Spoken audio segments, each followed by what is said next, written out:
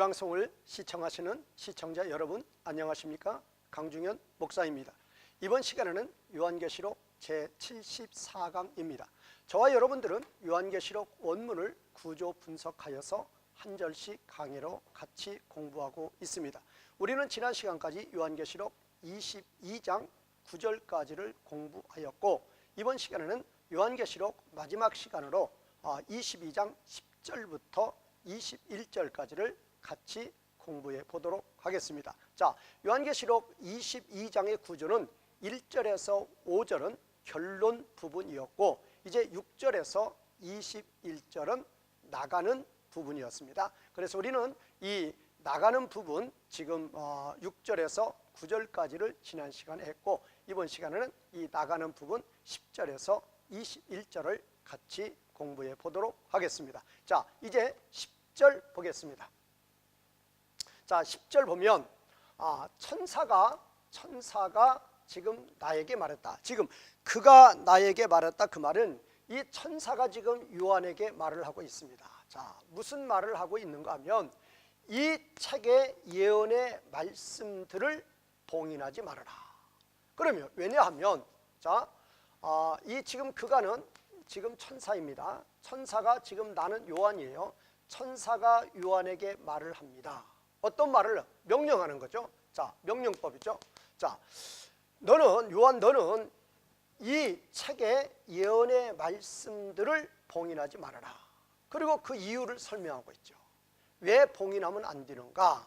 자, 때가 가까웠기 때문이다. 때가 왔다는 것입니다. 때가 왔기 때문에 이 책의 예언의 말씀들을 봉인하지 말아라 라고 이제 천사가 요한에게 명령하고 있습니다. 자, 그러면 우리는 이제 이 말씀 가운데서 첫 번째로 우리는 이제 이 구약적 배경에 대해서 한번 보도록 하겠습니다. 자, 이 첫 번째 이제 구약적 배경, 구약의 어떤 이 배경에 대해서 살펴보면은 다니엘 12장 4절을 볼 수 있습니다. 다니엘 12장 4절. 자, 그러면 이 다니엘 12장 4절에서 다니엘아, 마지막 때까지 이 말을 간수하고 이 글을 봉함하라. 자, 마지막 때까지 이 말을 간수하고 이 글을 봉함하라. 자, 마지막 때까지. 여기에서 이제 마지막 때까지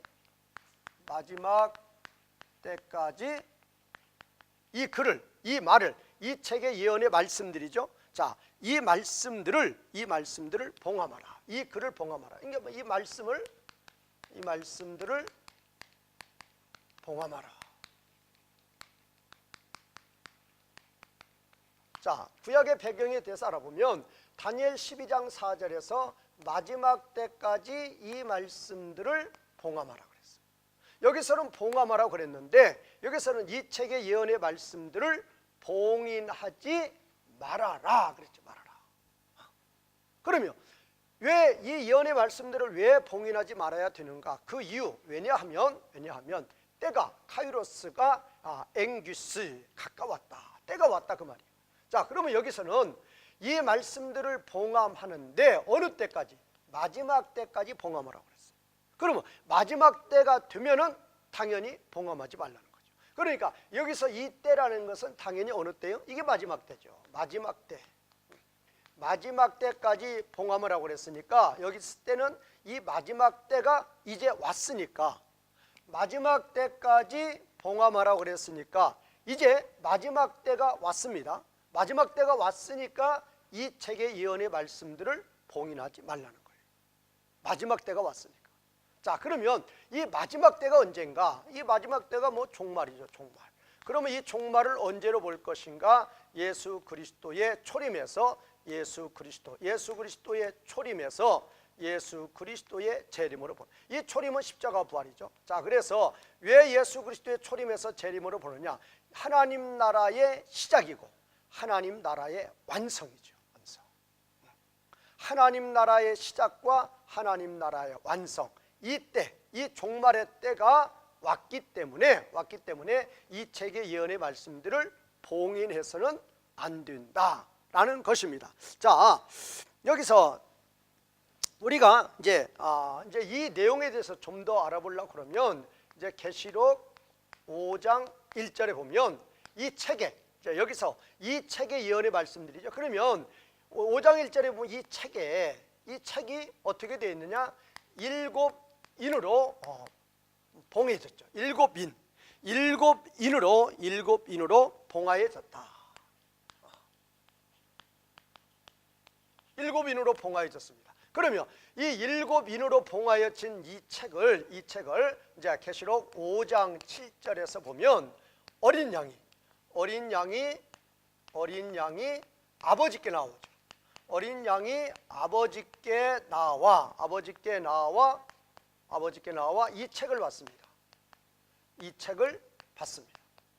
그래가지고 이제 세 번째로 이제 계시록 6장이 뭡니까? 지금 여기가 이제 첫 번째에서 여섯 번째 이제 어린 양이 인을 띠는 거죠. 인을 뗍. 첫 번째에서 여섯 번째까지 어린 양이 인을 뗍니다.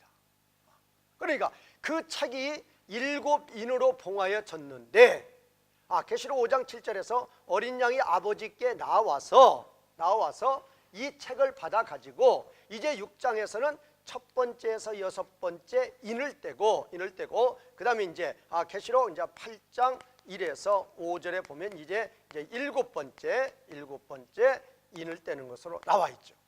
그러니까 어린 양이 아버지로부터 그 책을 받아 가지고 어린 양이 십자가 부활로서 이 7인을 뗍니다.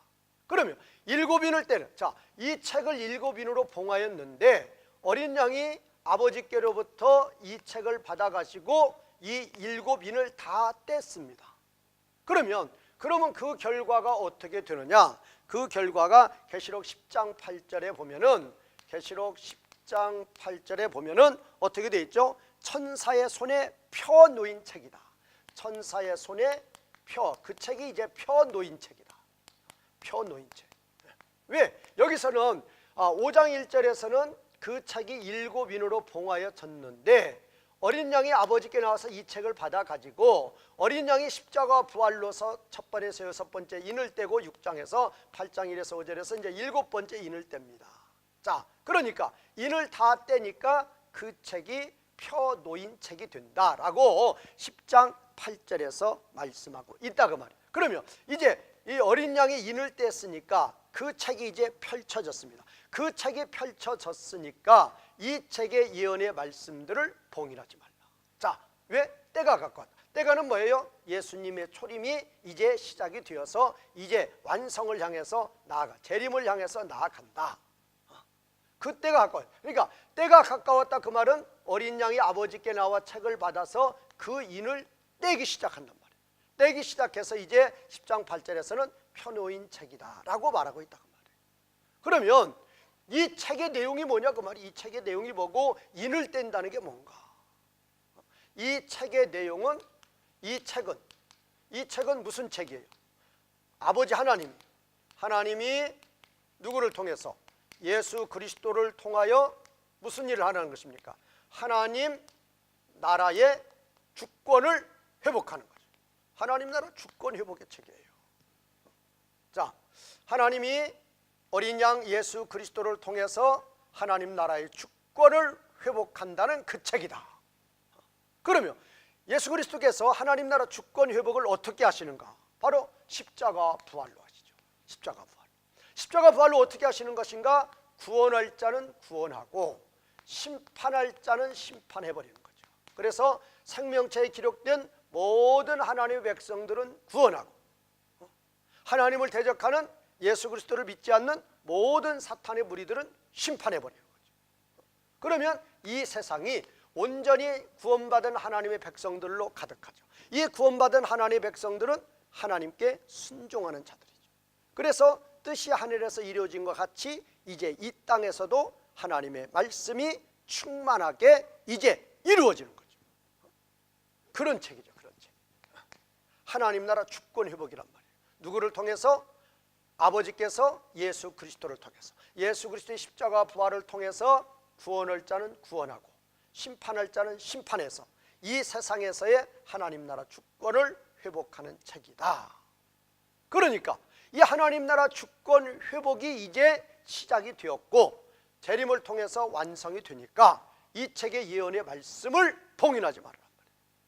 이제 복음이 선포가 되고 하나님 나라가 왔다.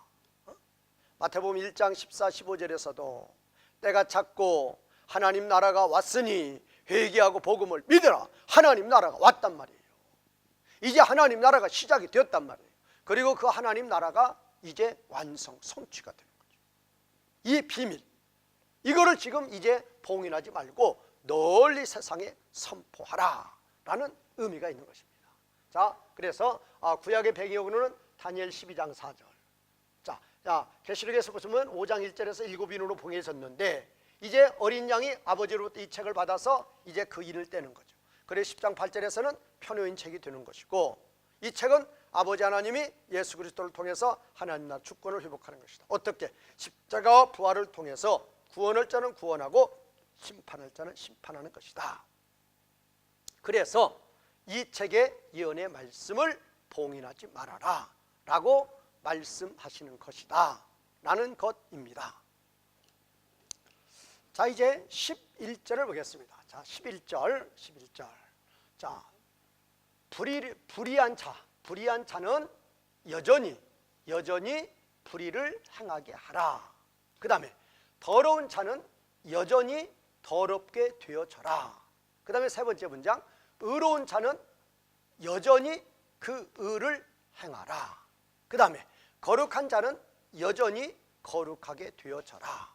그러면 지금 이렇게 이 11절에 지금 A 문장, 11A 문장, 11B 문장, 11C 문장, 11D 문장, 이 4개 문장이 있는데 이 4개 문장은 우리가 이제 단번에 알 수가 있죠. 이 2문장, 또 이 2문장. 자, 이 2문장, 만약에 이거를 뭐 A 달라, 이거를 뭐 B 달라, A 단락이라고 그러고 이거를 뭐 B 단락이라고 그런다. 그러면 지금 이건 이제 11A, 뭐 11A에서 11B 문장, 이거는 이제 11C에서 11D 문장 이렇게 보면 되죠. 그러면 여기서 자, 불의한 자는 여전히, 이 지금 에티가 있어요. 에티, 여전히 불의를 행하게 하라. 그리고 더러운 자는 여전히 똑같이 에티예요. 여전히 더럽게 되어져라. 반대로 이제 여기서 이제 이 지금 A 단락과 B 단락은 완전히 다른 거죠. 이 A 문장하고 이 B 문장 완전히 다른 거죠. 자, 뭐 이거를 그다음에 그러면 지금 이거를 단락으로 보지 말고 문장으로 보죠. A 문장, B 문장 편하겠죠? 자, A 문장, 이거는 이제 B 문장. 자, 그래서 이 B 문장에서 의로운 자는 여기도 에티입니다. 에티, 여전히 그 의를 행하라. 그 다음에 거룩한 자는 여기도 또 에티입니다. 여전히 거룩하게 되어져라. 자, 그러면 지금 이거는 A 문장이고 여기는 A 문장. 지금 11A, 11B 문장은 A 문장이고 11A, 11B 문장. 그 다음에 이거는 이제 B 문장인데 이거는 11C, 11D 절의 문장이다. 그러면 여기서 지금 첫 번째 A 문장은 뭡니까? A 문장은 이거는 이제 불신자입니다. 불신자, 사탄의 종, 그 다음에 죄의 종. 그 다음에 이제 이거를 뭐 이제 A 문장과 이제 B 문장으로 보면 B 문장은 정반대죠. 이거는 이제 신자들이죠, 신자들. 그 다음에 이거는 이제 하나님의 종이죠. 하나님의 종. 이거는 이제 의의 종이죠. 의의 종. 그러니까 이 A 문장과 B 문장은 정반대예요. 이거는 불신자, 이거는 신자. A 문장은 사탄의 종들을 말하는 것이고 이거는 하나님의 종들을 말하는 것이고 이 A 문장은 죄의 종들을 이야기하는 것이고 이거는 의의 종들을 이야기하는 것이다. 그런데 여기서 지금 A 문장이나 B 문장, 지금 11A, 11B, 11C, 11D, 11D에서 뭐가 계속적으로 반복이 됩니까? 이 에티가 계속적으로 반복. 에티라는 것은 여전이죠, 여전히. 에티, 에티, 에티, 에티. 이 계속적으로 에티가 계속 이렇게 네 문장에 다 들어가 있는 것은 불신자는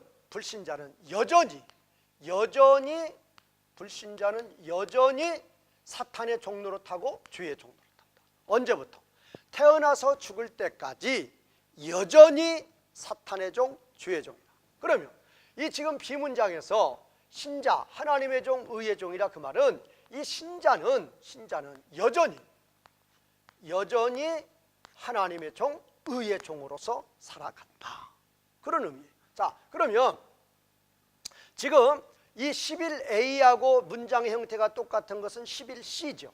자, 11A 문장하고 11C 문장하고 문장 형태가 같아요. 그 다음에 11B 문장하고 11D 문장하고 문장 형태가 같아요. 자, 문장의 형태가, 자, 두 번째로 이제 문장 형태를 보면은 11A하고 뭐 같아요? 11A 문장하고 11C 문장하고 같죠. 11C 문장하고 같고, 그 다음에 두 번째 11B 문장하고 11D 문장, 11B 문장하고 11D 문장이 똑같은 거예요. 자, 그러면 자, 11A를 보세요. 불의를 행하는 자는 여전히 불의를 행하게 하라. 여기는 의로운 자는 여전히 의를 행하라. 자, 불의한 자는 여전히 불의를 행하게 하라. 또 의로운 자는 여전히 의를 행하라. 그런데 여기서 11A하고 11C가 문장이 같다고 하는 것은 명령법 과거예요.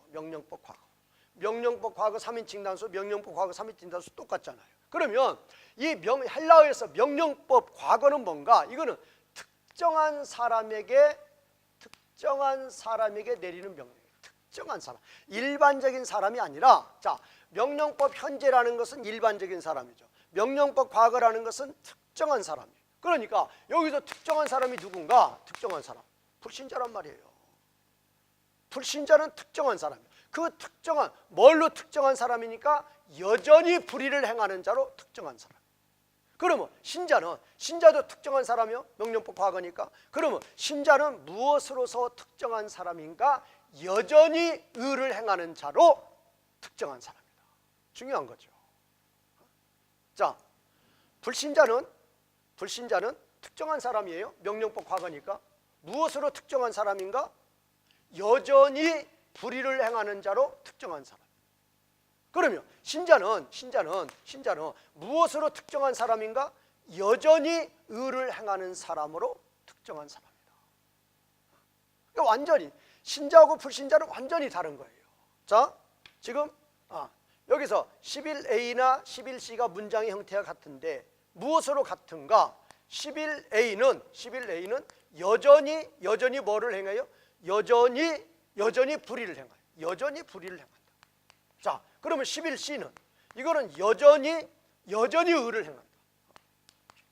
그러면 이 11A에서 여전히 불의를 행하고 11C에서 여전히 의를 행하는데 이 불의를 행하는 자는 누구예요? 이건 불신자. 의를 행하는 자는 누구예요? 신자. 특정한 자란 말이에요. 특정한 자. 특정한 사람이. 그러면 이 불신자라는 것은 특정한 사람인데 무엇을 행하기로 특정한 사람인가? 여전히 뭐를 행한다? 불의를 행하는 것으로 특정한 사람. 이 신자는 여전히 의를 행하는 것으로 특정한 사람이다. 완전히 대조가 되는 거예요. 자, 그러면 두 번째 문장을 보세요. 두 번째 지금 11B하고 11D가 같다고 그랬어요. 11B가 뭡니까? 더러운 자는 여전히 더럽게 되어져라. 여기는 명령법 과거 피동태. 여기 똑같죠? 명령법 과거 피동태. 자, 거룩한 자는 여전히 거룩하게 되어지고. 자, 더러운 자, 불신자예요. 불신자는 여전히 더럽게 되어지는 거예요. 여기는 거룩한 자는 여전히 거룩하게 되어지는 거예요. 피동태란 말이 둘 다. 자, 그러면 그러면 여기 지금 11b하고 11d에서, 자 11b하고 11d에서 여기는 여전히 더럽게 되어져요.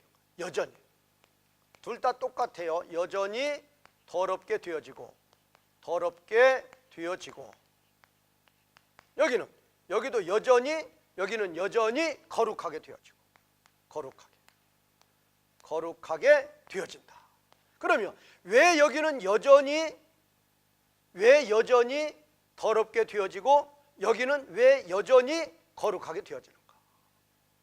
여기는 불신자란 말이에요. 여기는 신자란 말이에요. 불신자는 여전히 더럽게 되어지는 거예요. 왜? 비동태예요. 왜? 사탄이 지배를 하니까. 사탄이 지배를 해요. 자, 불신자는 어머니 뱃속에서부터 죄악 중에 잉태예요. 어머니 뱃속에서부터 사탄이 지배를 해요. 어느 때까지? 영원토록. 죽을 때까지.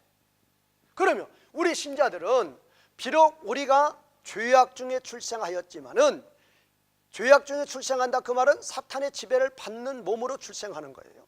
그러면 이제 사탄의 지배를 받는 몸으로 출생해서 계속 사탄의 지배를 받으며 죄의 종으로 불의를 행하는 자로 여전히 살아오다가 어느 날 예수 그리스도를 믿는 그날, 예수 그리스도를 믿음으로 말미암아 하나님의 자녀가 되는 권세를 받는 그날, 우리는 이제는 더 이상 죄의 종이 아니고 사탄의 종이 아니고 이제부터는 무슨 종이 되는 거예요? 하나님의 종이 되는 거예요. 하나님의 종이 되면 누가 지배하는 거예요? 하나님이 통치하죠. 하나님의 통치를 받는 게 무슨 나라예요? 바로 이게 하나님 나라죠. 하나님 나라에 거하는 자들은 여전히 거룩하게 됩니다. 이거는 이 불신자는 사탄의 지배를 받아서 무슨 나라 거합니까? 이거는 세상 나라 거하죠. 세상 나라 거하는 자들은 계속적으로 사탄의 지배를 받으니까 여전히 더럽게 되어지는 거죠. 피동이란 말이에요. 사탄의 지배를 받으니까 죄를 짓는 거예요. 그러면 우리 신자들은 마땅히 성령 하나님의 지배를 받아서 성령 하나님의 인도를 따라서 우리는 거룩하게 되어지는 삶을 살아야만 된다 그 말이에요. 중요한 건 무엇입니까? 불신자는 여전히 사탄의 지배를 받고 살아야 된다는 것과 반대로 우리 신자들은 여전히 예수 그리스도를 믿은 이유, 여전히 내가 예수 그리스도를 10살 때, 10세 때 믿었다. 그러면 20세, 30세, 40세, 50세, 60세, 70세, 80세에 죽는다. 이 80세까지도 여전히 거룩하게 되어지는 거예요. 여전히 성령님의 여전히 성령 하나님의 통치를 계속적으로 받는 거예요. 계속적으로. 아주 이게 중요한 거예요. 그러니까 불신자가 나아갈 길하고 신자가 나아갈 길은 정반대예요. 불신자가 나아갈 길은 어느 쪽으로? 죄악으로, 어두움으로, 하나님의 진노로 계속 나아가는 거죠. 여전히 나아가는 거예요. 그러나 하나님 백성들은 의로, 거룩으로, 빛으로 여전히 나아가는 거예요.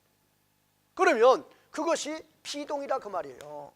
이 불신자는 사탄의 지배를 받기 때문에 여전히 더럽게 되는 것이고, 우리 신자들은 성령 하나님의 인도를 따라야 사는 자들이 되기 때문에 여전히 거룩하게 되어야 한다라는 것입니다.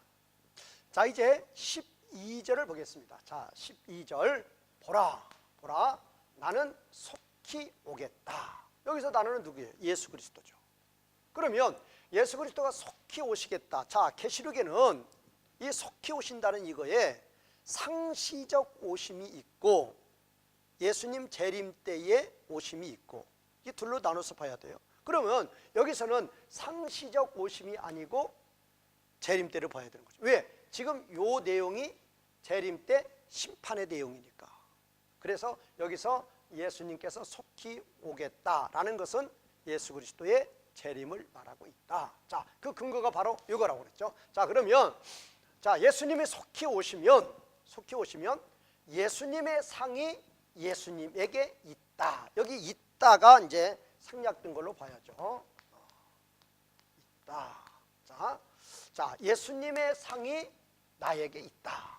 자, 나에게 나의 상이 있다. 그거죠.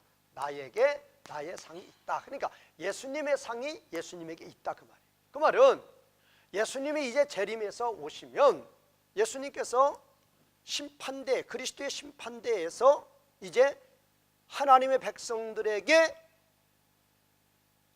상급의 심판하신다는 거죠. 상급의 심판. 여기 나오죠. 자, 그러면 예수님의 상이 있는데 어떤 상이냐? 각 사람에게 갚아주는 상이에요. 그러면 각 사람에게 어떻게 갚아주느냐? 그 자기 자신의 행위에 따라서 자기 자신의 행위대로 각 사람에게 갚아주시는 그 예수님의 상이 예수님에게 있다. 자, 예수님이 속히 오십니다. 속히 예수님이 오신다. 속히 오시는데 예수님이 오시면 예수님에게는 예수님이 상을 가지고 있어. 상. 그러면 누구에게 주느냐? 각 사람에게 갚아줄 상이에요. 각 사람에게 갚아줄 상. 그러면 각 사람이 갚아주는데 어떻게 갚아주는가? 그 각 사람의 행위대로 각 사람의 행위대로 각 사람에게 갚아주는 예수님의 상이 있다. 그 말은 무슨 말이에요? 예수님 재림하시면 모든 하나님 백성들에게 상급의 심판을 내리신다. 상급의 심판.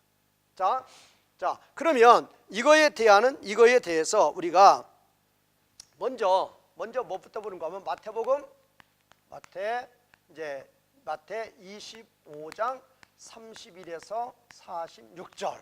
자, 여기를 보면은 이제 하나님 백성들은 영광의 자리인 우편에 있고 양이라고 그랬죠. 그다음에 하나님을 대적했던 불신자들은 좌편에 염소로 이렇게 나와 있죠. 자, 그래서 이제 여기에 보면은 이 46절에서 예수님께서 그리스도의 심판대에서 재림하셔서 최후 심판하시는 거죠. 최후 심판하실 때에 자, 신자들, 하나님 백성들하고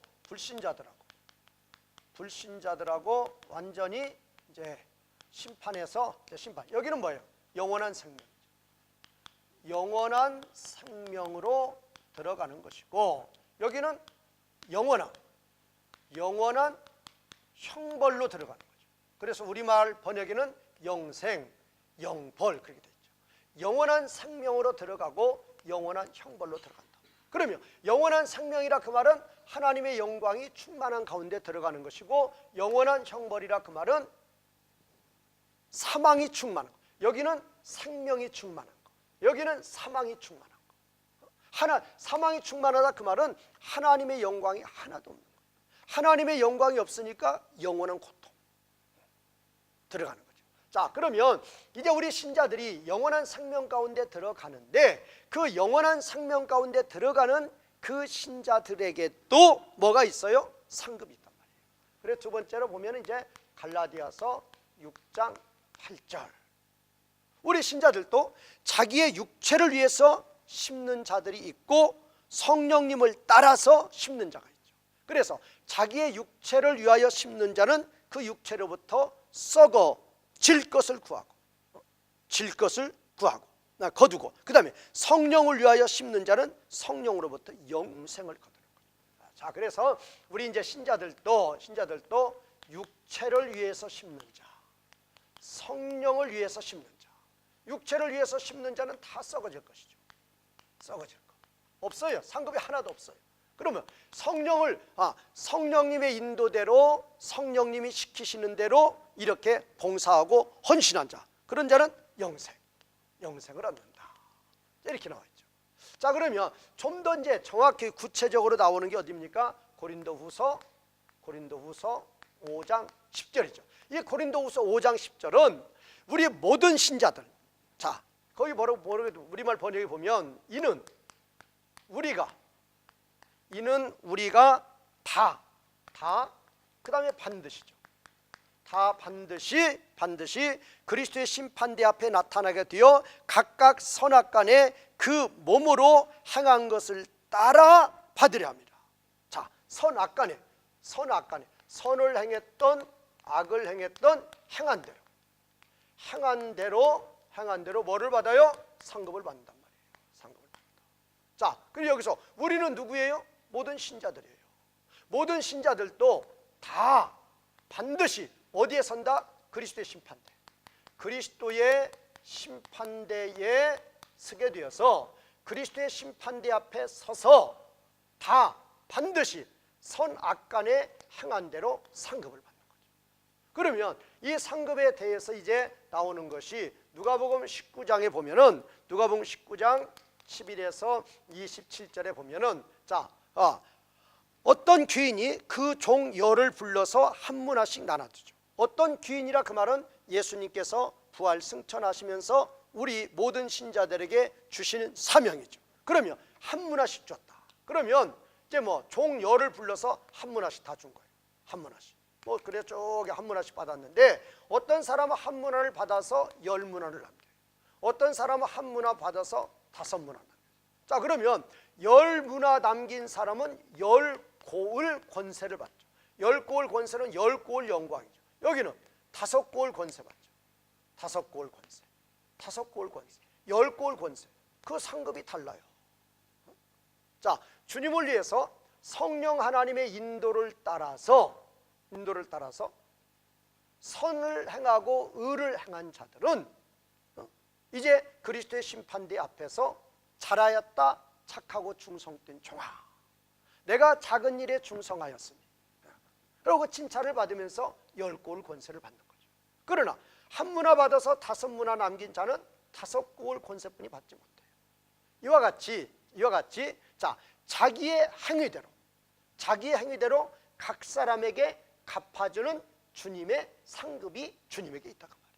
그러니까 우리 모든 신자들도 그리스도의 심판대 앞에 서서 뭐를 받는다? 상급의 심판을 받아요. 상급의 심판을 받는데 얼마나 하나님을 위하여 얼마나 성령님의 인도대로 성령님의 인도를 따라서 하나님 나라를 위해서 충성을 했느냐, 거기에 따라서 그 각 사람의 행위에 따라서 각 사람에게 갚아주는 예수님의 상급이 있다. 분명히 있습니다. 자, 어떻게 있어요? 우리가 다 반드시 그리스도의 심판대 앞에 서서 우리가 행한 대로 자기의 행위대로 각 사람에게 갚아주시는 주님의 상급이 있다라는 것을 믿고 이제 우리는 하루하루 날마다 삶을 살아갈 때에 두렵고 떨림으로 하나님 나라를 위해서 그리스도의 심판대 앞에 서게 될 것을 두려워하며 그날을 사모하며 우리는 나아가는 자들이 되어야 하겠다라는 것입니다. 자, 이제 13절을 보겠습니다. 13절 예수님이 말씀하셔요. 예수님께서 이제 자신을 소개하시는데 자신이 어떤 분인가? 나는 알파와 오메가다. 알파 오메가. 나는 처음이고 마지막이다. 프로토스 에스카토스. 그 다음에 시작이고 끝이다. 아르케 텔로스. 자, 예수님께서 자신을 소개를 하시면서 나는 알파와 오메가다. 그 다음에 나는 프로토스, 처음이고 에스카토스, 마지막이다. 그리고 나는 아르케, 시작이고 나는 텔로스, 끝이다 라고 예수님께서 자신을 세 가지로 소개하고 있습니다. 자, 그러면 여기서 이거를 1번, 이거를 2번 문장, 3번 문장 하면 1번, 2번, 3번 문장이 다 같은 의미예요. 자, 뭐가? 알파가 처음이라는 의미고 이 또 알파가 시작이라는 의미예요. 알파, 처음, 시작 다 같은 의미란 말이에요. 같은. 그 다음에 오메가가 뭐예요? 마지막이 뭐예요? 그게 끝, 텔로스 다 같은 의미예요. 그러니까 알파, 오메가, 처음, 마지막, 시작, 끝 다 1번 문장, 2번 문장, 3번 문장 동일한 의미로 말씀하고 있다. 자, 그런데 지금 지금 예수님께서 알파 오메가라고 하신 거, 또 예수님이 처음이라고 마지막이라고 하신 거, 여기 처음이 아니죠. 앞에서도 여러 번 말씀했죠. 자, 그러면 요거에 대해서 첫 번째로 아버지 하나님, 자, 아버지 하나님에 대해서 이제 이런 말씀이 나왔죠. 그럼 어디 나왔는 거? 1장 8절과 그다음에 21장 6절에서 나오겠죠. 자, 1장 8절에서는 아버지께서 나는 알파와 오메가다. 자, 이 1번 문장으로 말했죠. 그다음에 21장 6절에서는 나는 알파와 오메가 처음과 마지막이다. 1번, 2번 문장으로 말했죠. 자, 그다음에 자, 이제 이 예수 그리스도에 대해서는 이제 1장 17절에서 처음과 마지막이다. 그렇게 말했죠. 그다음에 1장 17절 말하고 2장 8절에서도 이제 처음과 마지막이다. 그렇게 말했죠. 그다음에 이제 여기 이제 22장 13절에 지금 1번, 2번, 3번 알파 오메가 처음 마지막 시작 끝으로 지금 말하고 있죠. 자, 그러면 이거를 종합해 보세요. 자, 그러면 아버지께서 자신을 알파 오메가, 또 아버지께서 자신을 알파와 오메가, 그다음에 처음과 마지막. 자, 예수 그리스도 자신을 처음과 마지막, 또 자신을 처음과 마지막, 또 자신을 알파 오메가, 처음과 마지막, 시작 끝. 다 같은 의미니까 그러면 아버지 하나님에 대해서 지금 1장 8절에서 알파 오메가, 21장 6절에서 알파 오메가, 그다음에 처음과 마지막. 그다음에 예수 그리스도에 대해서 예수 그리스도는 처음과 마지막이다. 그다음에 2장 8절에서도 처음과 마지막이다. 그다음에 22장 13절에서 이렇게 알파 오메가, 예수 그리스도가 알파 오메가, 처음과 마지막, 시작과 끝이라고 이렇게 이야기하고 있습니다. 자, 그러면 자, 여기를 통해서 우리가 알 수 있는 게 뭐를 알 수 있습니까? 자, 아버지 하나님과 예수 그리스도는 동등이시다라는 걸 알 수 있죠. 아버지께서 알파 오메가라고 하는 거, 예수님도 자신을 알파 오메가라고 하죠. 아버지께서 자신을 처음과 마지막이라고 하면 예수님도 자신을 처음과 마지막. 자, 이게 동등임을 알 수 있죠. 자, 그리고 이제 두 번째로 뭐를 알 수 있습니까? 자, 계시록에 이거는 들어가는 말이죠. 이거는 나가는 말이죠. 들어가는 말에 하나님은 알파 오메가라고 말씀하시고, 나가는 말에서 하나님은 또 알파 오메가다. 이게 나가는 말이죠. 나가는 말. 알파 오메가다 라고 말씀하시니까 지금 이거는 무슨 구조죠? 들어가는 말에서 시작이 있고, 들어가는 말에서 이것이 있고, 그 다음에 나가는 말에서 또 이게 있으니까 지금 이거는 수미상관법의 구조다, 이렇게 볼 수가 있죠. 그 다음에 또 예수 그리스도를 통해서, 자, 아버지 하나님 이 알파와 오메가 사역을, 아버지 하나님이 알파와 오메가의 이 사역을 아버지 하나님이 예수 그리스도를 통하여 일하신다. 그것을 알 수가 있습니다. 자, 그러면 자, 이제 아버지 하나님께서 예수 그리스도를 통해서 이 사역을 하시는데, 알파 처음 시작이 같은 의미고 오메가 마지막 끝이 같은 의미다. 그러면 이 알파는 뭔가? 알파는 자, 창세기 1장 1절에 히브리어의 창세기 1장 1절에 처음 단어가 뭐라고 그랬죠? 베레시트죠. 베레시트가 뭐예요? 그게 바로 시작이죠. 시작. 그래서 영어 성경은 창세기 1장 1절 시절을 in the beginning 이렇게 시작하죠. in the beginning. 그러면 in the beginning이 지금 이제 히브리어로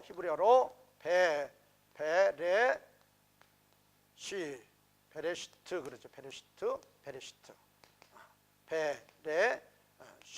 베레시트.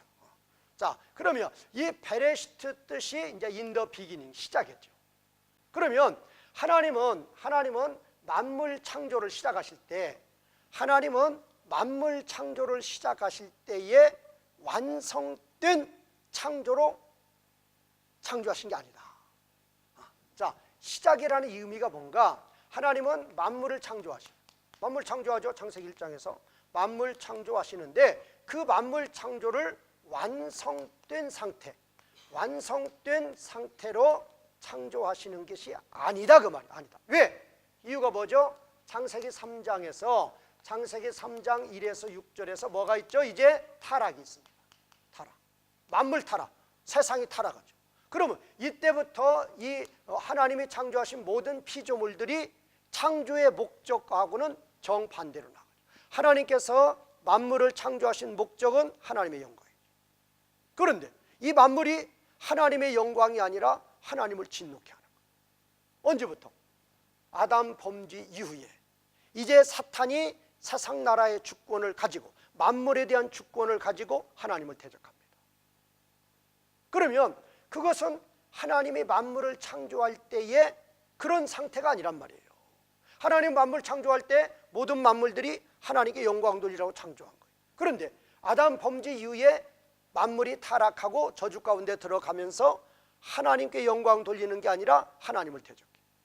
그러면 다시 우리 하나님은 이제 다시 이 만물을, 이 세상을 하나님의 창조의 목적대로 이제 하시는 거예요. 그것이 무엇입니까? 예수 그리스도를 통한 하나님 나라 사역이죠. 하나님 나라 주권 회복이죠. 주권 회복. 그래서 예수 그리스도를 통해서 하나님 나라 주권을 회복하시면 그것이 바로 무엇입니까? 이게 새하늘과 새 땅이죠. 새하늘과 새 땅. 그러면 이 새하늘과 새 땅이 뭐예요? 새하늘과 새 땅이 바로 그것이 오메가다, 마지막이다, 끝이다 그 말이에요.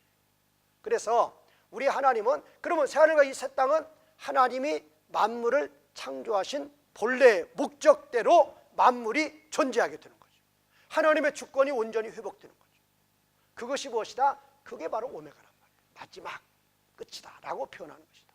그러니까 하나님은 만물을 창조하실 때의 시작으로, 알파로 처음으로 시작으로 창조하셨다. 완성된 창조로, 완성된 상태로 창조하시는 게 아니라 그 말이에요. 왜? 타락이 기다리고 있단 말이에요. 그럼 이 타락해서 하나님의 창조의 목적에 어긋난 이 피조물들을 예수 그리스도를 통해서 하나님의 주권을 회복하시고 하나님의 창조의 원래의 목적대로 회복을 시키는 거예요. 그게 바로 뭐죠? 그게 바로 새하늘과 새 땅이다. 그래서 이제 모든 만물들이 하나님의 창조의 목적대로 하나님께 온전히 영광을 돌리게 되는 거죠. 그게 바로 무엇입니까? 그것이 바로 오메가고 그것이 마지막이고 그것을 끝이라고 그런다 라는 것입니다. 자, 이제 14절과 15절을 보겠습니다. 자, 14절과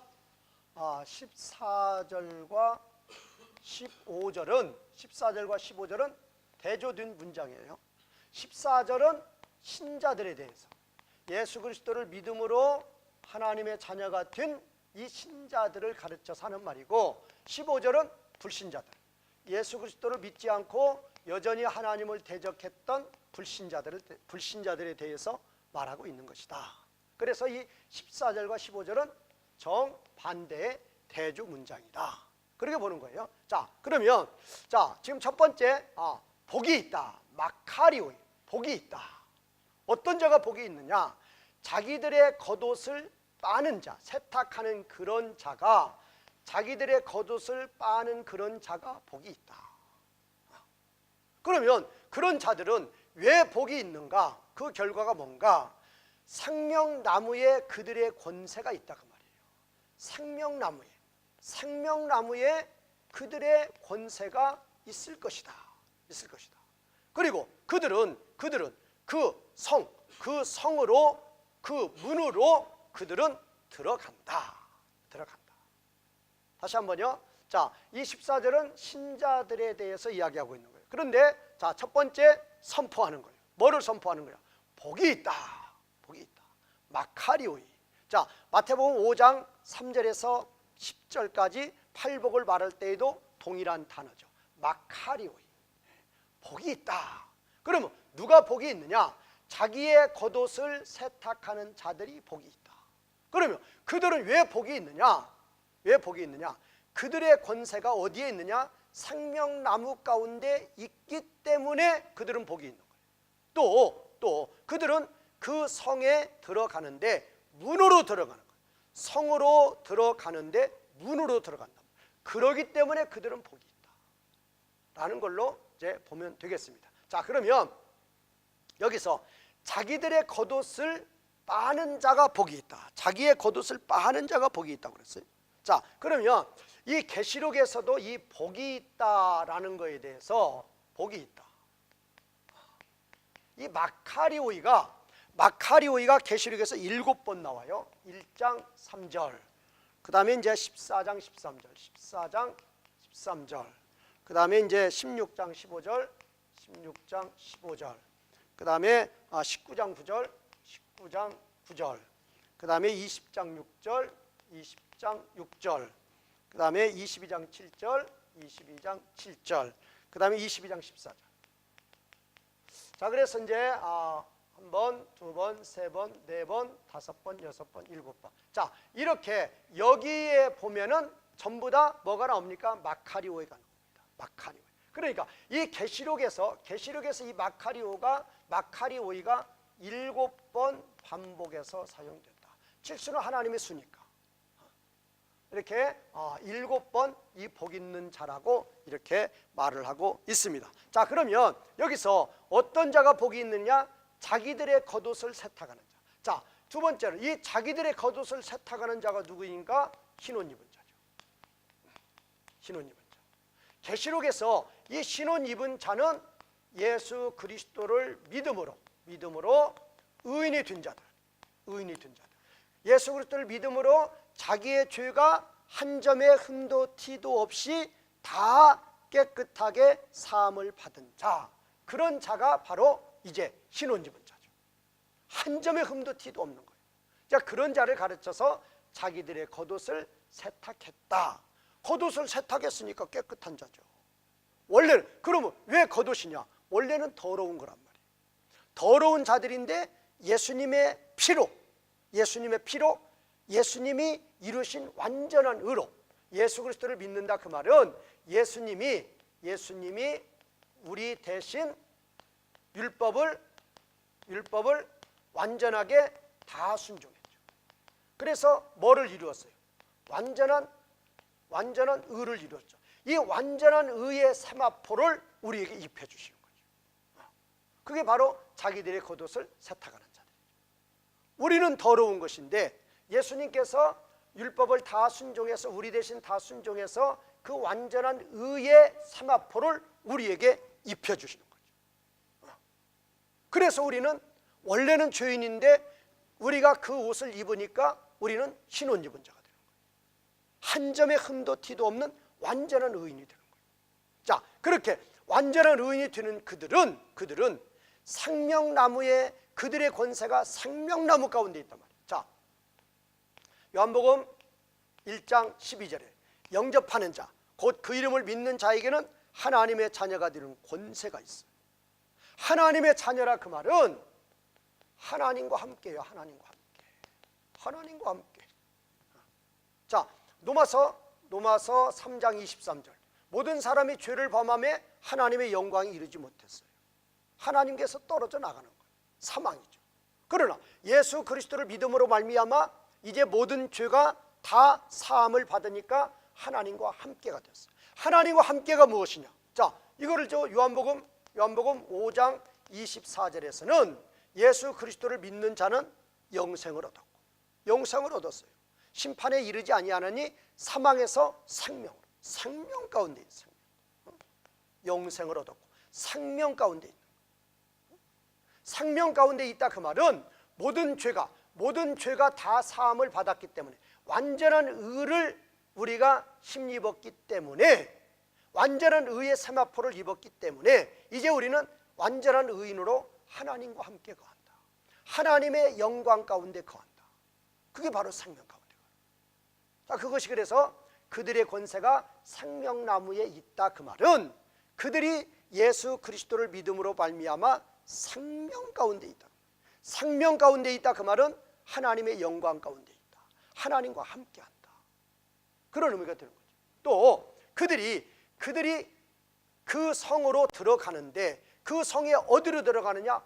문으로 들어가는 거예요. 문으로 들어간다 그 말은 예수 그리스도께서 문이라고 그랬죠. 예수 그리스도의 문이에요. 그 예수 그리스도의 문인데 자, 이제 네 번째, 이 문으로 들어간다. 그 말은 이 문이 무엇입니까? 자, 하나님 나라의 문이죠. 하나님 나라에 우리가 들어가는데 이 문이라 그 말은 문으로 들어가는 자는 정식으로 들어가는 거예요. 정식으로. 자, 다른 데로 들어가는 게 아니라 문으로 들어가는 사람은 정식으로 정정당당하게 들어가는 거예요. 자, 우리가 예수 그리스도를 믿으면 예수님이 우리 대신 모든 율법을 다 순종해 주셨으니까 그 예수 그리스도를 믿는 자들은 다 완전한 의인이 되는 거예요. 완전한 의인이 돼요. 완전한 의인이 되니까 담대하게 당당하게 그 문으로 정식으로 당당하게 그 성으로 들어간다 라는 것입니다. 자, 이제 15절을 보겠습니다. 자, 15절에서 키포인트 되는 단어가 무엇입니까? 이 바로 엑소죠. 엑소. 영어로는 아웃사이드, 우리말 번역은 밖에. 그러면 아웃사이드 반대는 뭐겠어요? 인사이드죠. 인사이드. 안에죠. 안에. 그러면 여기서 밖에라는 게 무슨 밖에냐 그 말이에요. 하나님 나라 밖이죠. 하나님 나라 밖에. 하나님 나라 밖이에요. 하나님 나라 밖이니까 이건 뭐예요? 불신자예요. 불신자. 예수 그리스도를 믿지 않는 자. 예수 그리스도를 믿지 않는 자. 예수 그리스도를 믿지 않는 자. 자, 그러면 여기서 개들, 여기서 뭐 짐승개가 아니죠. 짐승개와 같이 탐욕을 가지고 서로 물고 뜯는 거, 그걸 지금 그런 자들을 개로 본 거죠. 그 다음 점수라는 자들, 음행하는 자들, 살인하는 자들, 그 다음에 우상 숭배하는 자들. 그러나 그 다음에 그 거짓말을 좋아하고 만드는 모든 자. 자, 몇 가지 나왔어요? 개들. 두 번째 점수라는 자, 세 번째 음행하는 자, 네 번째 살인자, 다섯 번째 우상 숭배자, 여섯 번째 거짓말을 좋아하고 거짓말을 만드는 모든 자. 자, 여섯 가지 나왔어요. 이런 자들은 하나님 나라 밖이라 그 말이에요. 하나님 나라 밖을 다른 말로 표현하면 뭐예요? 쉽게 표현하면 지옥이죠. 또 다른 말로 표현하면 뭐예요? 영벌이죠. 영벌. 마태 25장 46절의 표현하면 영벌이죠. 그럼 누구예요? 불신자들이. 예수 그리스도를 믿지 않는 자예요. 여기서 우리가 이런 성경을 볼 때에, 자, 우리가 지금 14절은 뭐라고 그랬어요? 신자들. 15절은 뭐예요? 15절은 이건 불신자들. 그러면 이 신자들은 뭔가, 이거는 하나님 나라 안에죠. 하나님 나라 안에. 이건 뭡니까? 이건 하나님 나라 밖이죠. 밖이에요. 이거를 쉬운 말로 말하면 이건 영생, 이건 영벌. 그러면 지금 이제 이걸 1번을 보면, 이제 2번을 보면 이제 14절에 지금 하나님 나라 안에 있는 자는 어떤 자예요? 하나님 나라 안에 있는 자가 복이 있다고 그랬죠. 여기는 복이 있어요. 복이 있다. 그러면 이들은 왜 하나님 나라에 있고 왜 복이 있느냐? 이들은 이제 신자들인데, 이 신자들은 무엇인가? 예수 그리스도를 믿는 자예요. 믿는 자. 그러면 이 예수 그리스도를 믿는 이 신자들도, 이들도 음행하는 자고 살인자고 거짓말하고 좋아하는 자들이었단 말이에요. 또 예수님을 믿고서도 이렇게 거짓말할 수도 있어요. 그러나 예수 그리스도를 믿기 때문에 그 모든 죄가, 자, 14절의 신자들은 예수 그리스도를 믿는 자예요. 그러면 예수 그리스도를 믿는 자는 혹시 거짓말하는 죄를 짓고 음행하는 죄를 짓고 살인하는 죄를 지었을지라도 예수 그리스도를 믿음으로 모든 죄가 사함을 받죠. 그래서 깨끗하게 되는 거예요. 한 점의 흠도 티도 없는 깨끗한 뭐가 된다? 의인이 되는 거예요. 그래서 하나님 나라에 들어가는 거예요. 이거를 잘 알아야 돼요. 자, 그러면 지금 이 15절은 뭔가? 15절은 불신자들. 불신자들. 아까 불신자들은 어머니 뱃속에서부터 사탄의 지배를 받아서 여전히 불의를 행한다고 그랬죠. 여전히. 어느 때까지?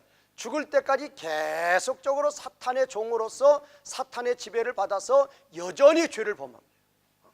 불신자들.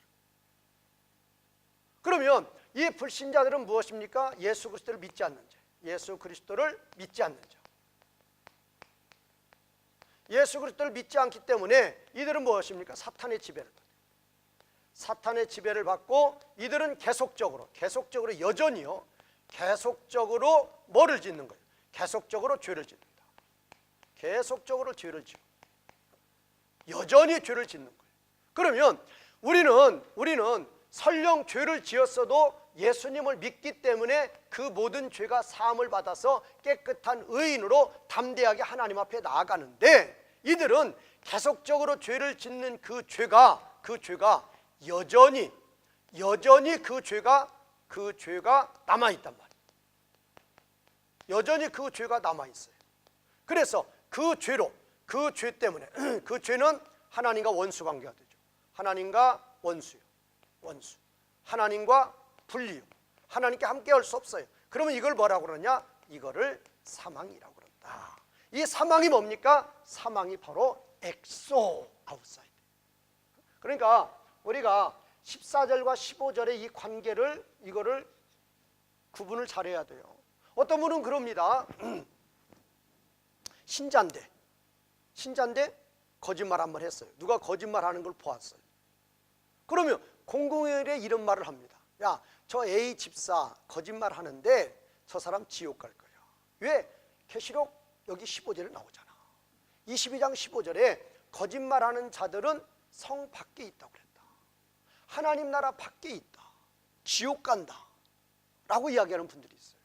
그런 건 아니라 그 말이에요. 예수 그리스도를 믿어도 부지 중에 거짓말할 수도 있는 거예요. 그러면 그 거짓말 했다고 해서 지옥에 가느냐? 그건 아니란 말이에요. 왜? 우리가 예수 그리스도를 믿으면 우리가 죽을 때까지의 모든 죄를 예수님이 대신 지시고 우리의 모든 율법을 다 지켜주신 거예요. 우리는 그 예수님의 의로서 우리는 깨끗한 의인이 되어서 담대하게 문으로 하나님 나라에 들어가는 거예요. 담대하게 하나님 앞에 나아가는 거예요. 예수님을 믿음으로 나아가는 것이지 내가 무슨 의를 행해서 나아가는 게 아니란 말이에요. 그런데 이런 사람들은 지금 이 6가지 죄만 범하는 거 아니에요. 이건 대표적인 죄악이에요. 이 위에도 많은 죄악이 있죠. 그러면 그런 죄들을 이제 이 불신자들은 예수 그리스도 믿지 않는 자인데 사탄이 지배할 때 계속적으로 그 지배를 받아서 죄를 짓는데 그 죄가 여전히 남아있단 말이에요. 여전히. 그래서 그 죄를 심판을 받는 거예요. 그 죄는 하나님과 원수가 되고 그 죄는 하나님과 분리가 되고 그래서 사망 가운데 있다. 하나님과 함께 할 수 없어요. 하나님의 영광이 이룰 수 없어요. 하나님의 영광이 이루지 못하는 거, 그거를 받기라고 하는 거예요. 우리는 비록 죄를 지었을지라도 예수 그리스도를 믿음으로 모든 죄가 사함을 받으니까 담대히 하나님 앞에 나아가서 하나님과 함께 영원한 영광 가운데 거하는 자들이다. 그래서 14절은 그렇게 거하는 자들은 뭐가 있다? 복이 있다 라고 말하는 것입니다. 자, 이제 16절을 보겠습니다. 16절 나 예수는 나의 천사들을 보냈다. 자, 나 예수는 나의 천사를 보냈다.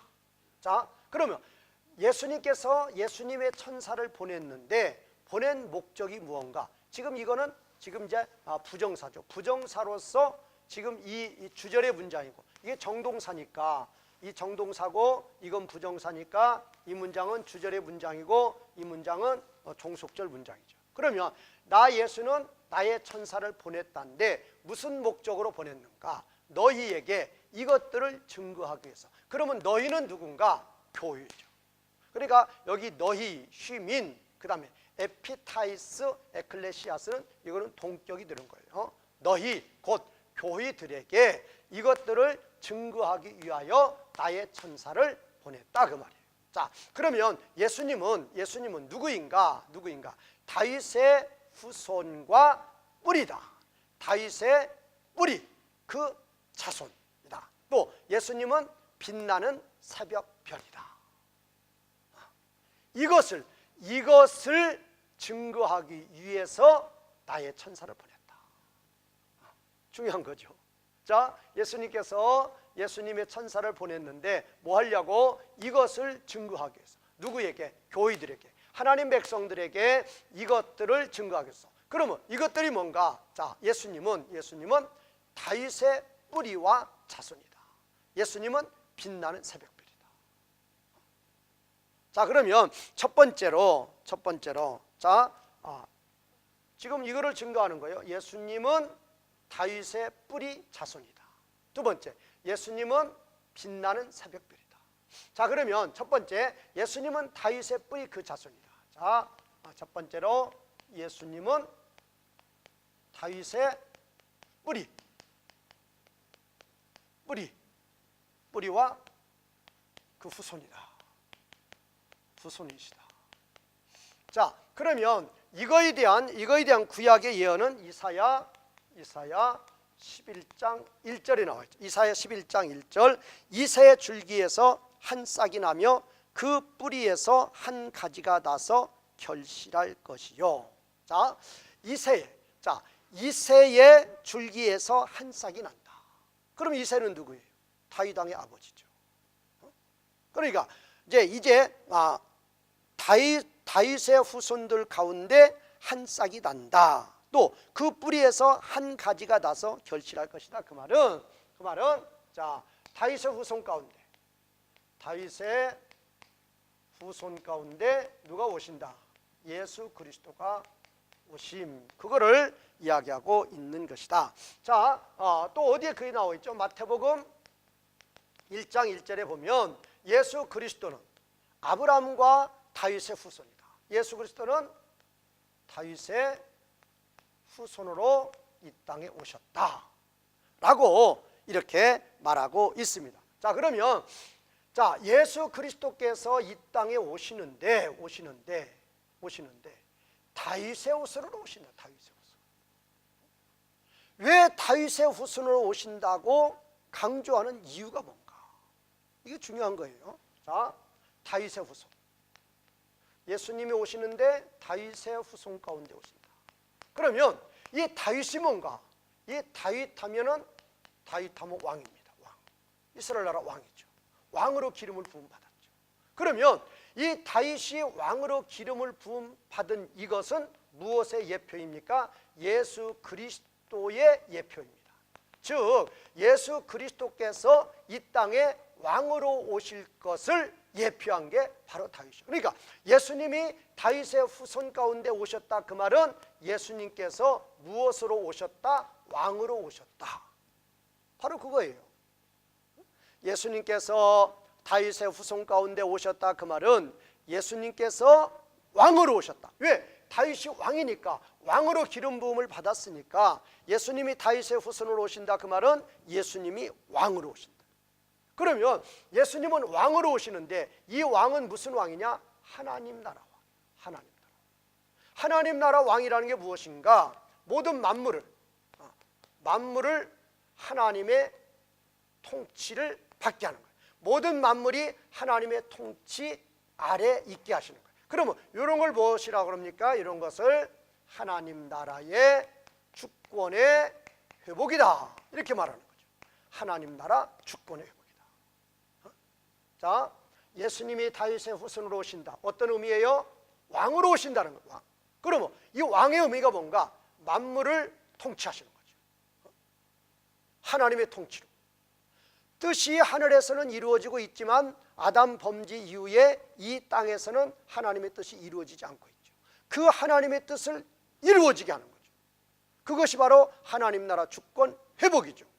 그 일을 이루시는 것이 예수님이 이 땅에 왕으로 오시는 거죠. 그래서 왕으로 오시는데 어떻게 왕 노릇을 하십니까? 십자가와 부활로서 하나님 백성들을 구원하죠. 그래서 그 하나님 백성들의 왕이 되는 거죠. 어떻게 왕이 되는 거가 중요한 거예요. 자, 어떻게 왕이 되는 것인가? 자, 십자가와 부활. 십자가를 지시고 부활하시죠. 이 십자가와 부활로 하나님 백성들을 모시는 거죠. 하나님 백성들을. 이 하나님 백성들을 모시는 게 이게 뭡니까? 이게 바로 교회가 되는 거죠. 교회. 하나님 백성들을 모셔서 이 하나님 나라에 뭐가 된다? 왕이 되시는 거예요. 그러면 하나님 백성들이 아니고 하나님을 대적하는 모든 무리들은 다 지옥에 던져버리는 거예요. 그렇게 해서 이 땅에서, 이 세상에서 하나님 나라 주권을 회복하신다. 중요한 거예요. 왕으로 오신다. 어떻게? 십자가 부활로서 하나님 백성들을 모아요. 그래서 그 하나님 나라의 왕이 되시는 거예요. 그러면 하나님을, 예수 그리스도를 믿지 않는 모든 자들은 지옥 심판불에 던져버려요. 이 땅에는 하나님을 믿는 하나님 백성들만 남아있는 거예요. 그래서 하나님 나라의 왕이 되시는 거죠. 그런 의미로 다윗의 후손 가운데 오신다라는 것입니다. 그러면 이거는 지금 제가 첫 번째 말씀드린 것이고, 예수님은 다윗의 뿌리와 후손이시다. 그 다음에 이제 두 번째는 뭡니까? 예수님은 빛나는 새벽별이다. 빛나는 새벽. 자, 이런 빛나는 새벽별이라는 이거에 대해서 이제 계시록 2장 28절에 보면, 계시록 2장 28절에 보면 이기는 자에게는 새벽별을 주신다. 새벽별을 주신다라는 말이 있죠. 이기는 자에게는 새벽별을 주신다. 그러면 왜 예수님은 빛나는 새벽별이라고 말씀하신 이유는 뭔가? 자, 예수님이 오시기 전 이 세상은 누가 통치했어요? 사탄이 통치해요. 사탄이 통치하는 이 온 세상은 뭡니까? 죄악 세상. 죄악 세상은 무엇입니까? 이 죄악 세상은 온통 어두움이에요. 흑암이에요. 흑암. 이 어두움 가운데 예수 그리스도께서 무엇으로 오신다? 빛으로 오십니다. 빛으로 오십니다. 그래서 이제 예수 그리스도의 십자가 부활을 통해서 빛의 자녀들을 모으는 거죠. 빛의 자녀들을 모아서 이 빛의 자녀들이 이 땅에 온전히 충만하게 만드는 거죠. 그래서 이 어둠의 이 세상을 이 빛의 자녀 하나님의 교회를 통해서 완전히 무엇으로 만들어 버립니까? 빛으로 만드는 거죠. 이 빛으로 만드는 게 뭐예요? 이게 바로 새하늘과 새 땅이죠. 모든 하나님 백성들은 다 구원하시고, 하나님 백성이 아니고 하나님을 대적하는 모든 무리들은 다 심판하시고, 그래서 온전히 어두움이었던 이 세상을 이제 완전히 빛으로 만드시는 거예요. 자, 그런 의미로 빛나는 새벽별이다 라고 말씀하시는 것이다. 자, 예수님 오시기 전 이 세상은 사탄이 통치했고 죄악 세상이었고 온전히 어두운 흑암이었다. 이거를 예수님께서 빛으로 오셔서 십자가와 부활로 이제 빛의 자녀들을 모으는 거죠. 그래서 그 빛의 자녀가 이 세상에 충만하게 만드는 거죠. 그리고 이제 빛의 자녀가 아닌 자들은 다 지옥에 던져버리죠. 그래서 이 세상은 온전히 하나님의 자녀들로 충만하게 되고, 그래서 이 세상은 이제 어두움은 다 물러나고 완전히 빛 가운데 거하는, 하나님 나라 가운데 거하는 하나님의 뜻이 온전히 이루어지는 하나님 나라가 된다라는 것입니다. 자, 이제 17절을 보겠습니다. 17절. 성령과 신부가 말씀하신다. 성령과 신부. 자, 말씀의 주체가 성령과 신부예요. 그러니까 지금 이 레구신도 시제가 현재고 3인칭 복수죠. 레구신. 자, 그러니까 이 말씀하신다는 건 성령님만 말씀하시는 게 아니라 성령과 신부가 말씀하신다. 그럼 뭐를 말씀하시느냐? 너는 오라. 너는 오라. 듣는 자는 너는 오라라고 말하라. 자, 듣는 자는 말하는데 뭐를 말하느냐? 너는 오라라고 말하는 거예요. 자, 성령과 신부가 말씀하신다. 뭐를? 너는 오라라고 말씀하신다. 자, 그러면 듣는 자는 말을 해야 되는데 말하라 명령하는 거예요. 듣는 자는 말하라. 뭐를 말하느냐? 너는 오라라고 말한다. 너는 오라. 자, 그러면 목마른 자도 오라. 목마른 자. 그럼 이 목마른 자와 똑같은 자가 누구냐? 원하는 자예요. 원하는 자는 그 생명의 물을 값없이 받아라. 자, 목마른 자는 오라라고 했는데 이 목마른 자가 온다는 것은 무슨 의미인가? 목마른 자가 원하는 자예요. 그러면 그 원하는 자, 그 목마른 자는 와가지고 뭐를 받는가 하면은 값없이 생명의 물을 받는 것이다. 자, 그러면 이거는 이 17절은 무엇을 의미하는 것인가? 무엇을? 자, 첫 번째로 예수 그리스도께서 승천하셔서 보좌 우편에 앉죠. 우편에 앉으심. 그러면 예수 그리스도께서 부활 승천하시고 보좌 우편에 앉으시면 어떤 의미입니까? 이것이 바로 예수 그리스도께서 본격적으로 하나님 나라 사역을 시작하시는 거죠. 자, 그리고 이제 이때에 이 예수 그리스도는 성령님을 이 땅에 보내시는 거죠. 성령님을 이 땅에서 예수님을 대행해서 하나님 나라 사역을 하실 그 성령님을 이 땅에 보내십니다. 자, 그러면 이 성령님은 이 오순절에 다락방에 오신 이 성령님은 뭐를 가지고? 이 십자가와 부활을 가지고 하나님 나라 사역을 하신단 말이에요. 자, 그러면 이 성령님께서 십자가와 부활로 하나님 나라 사역을 하시는데 성령님께서 십자가와 부활을 믿게 하시는 거죠. 자, 성령님께서 십자가와 부활을 믿게 해서 뭐가 탄생합니까? 교회가 탄생해요. 자, 교회가 뭐예요? 하나님 백성들이죠. 그러면 이 교회 하나님 백성들을 여기서는 뭐라고 그랬어요? 신부, 그리스도의 신부. 그리스도의 신부. 그리스도가 신랑 되시고 우리는 그리스도의 신부다. 그러면 여기서 말하는 건 뭐를 이야기하는 거예요? 궁극적으로 보면은 누가? 성령님이 교회를 통하여 성령님이 교회를 도구로 하나님 나라 사역을 하신다. 그런 이야기죠. 다시 한번요. 성령님이 교회를 십자가 부활로 하나님 백성들을 성령님이 모았어요. 그 교회를 통해서 그 교회를 도구로, 무슨 도구로? 전도의 도구로 삼아서 하나님 나라 사역을 하신다.